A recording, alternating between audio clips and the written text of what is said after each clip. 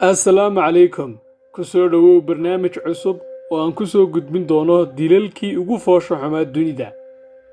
1993kii John Venables iyo Robert Thompson oo labadooduba 10 jir ahaa ayaa noqday gacan ku dhiglayaashii ugu da'da yaraa ee la xukumo taariikhda Ingiriiska.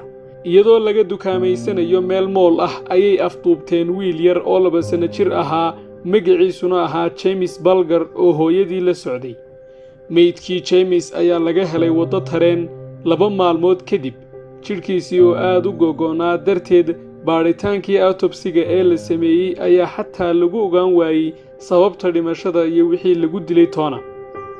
1983kiina Diana Downis ayaa toogatay 3 ciyaal ahaa kadibna u qaaday cusbitaalka. mid ka mid ah hablaheedii ayay naftu ka baxday markii ay gaadheen cusbitaalka. midna faarig ayaa ku dhuftay halka wiilkeediina uu qaarka dambe bakhtiyey. Diana ayaa ku eedaystay arrintan inuu nin tuugahay u soo dhacay oo uu rabay inuu xado gaadhigeeda isla markii ay dareentana uu toogtay qof walba oo meesha joogay. si kastaba ha ahaatee booliska ayaa dib ka helay buuggeeda xusuus qorka oo sheegayey warwarka iyo saska ay ka qabto ninka ay guursatay oo aan rabin carruur. arrintan ayaa ugu dambayntii u horseeday in la qabto waxaana lagu xukumay inay xabsi ku jirto in ka badan 50 sannadood. Dennis Nilsen ayaa dilay 6 qof dhammaadkii 70-yadii iyo horaantii 80-maadkii. waxa uu baararka London ka soo kaxaysan jiray dad yaryar oo uu geysan jiray gurigiisa halkaasi oo uu dhib iyo dilba ugu geysan jiray. meydadka ayuu u meedhi jiray dharna u xidhi jiray waxaana uu haysan jiray usbuucyo waa uu galmoon jiray ka hor intaanu ugu dambayntii ku ridin bulaacadda.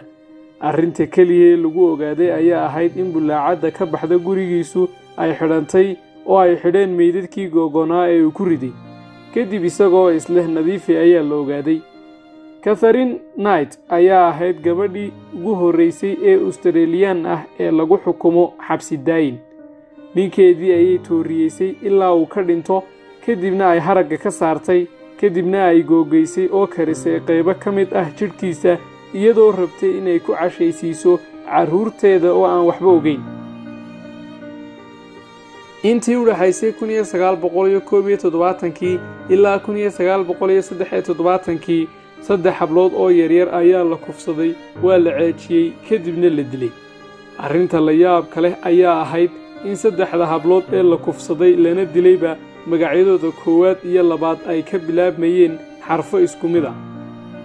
arrinta kaba sii daran ayaa ahayd in meydadkoodii laga helay magaalo magaceedu ka bilowdo isla xarafka mid walba magaceedu ka bilowdo. Carmen Cullen waxa laga helay magaalada Georgeville.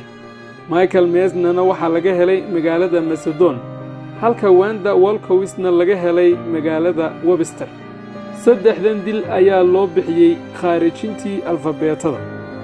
inkasta oo dhowr boqol oo qof la waraystay loona soo xidhay arrintan darteed haddana cidna dembi laguma helin. waad ku mahadsan tahay daawashada muuqaalkan. si uu kuu soo gaadho muuqaalka xiga subscribe saar channelka. mahadsanid.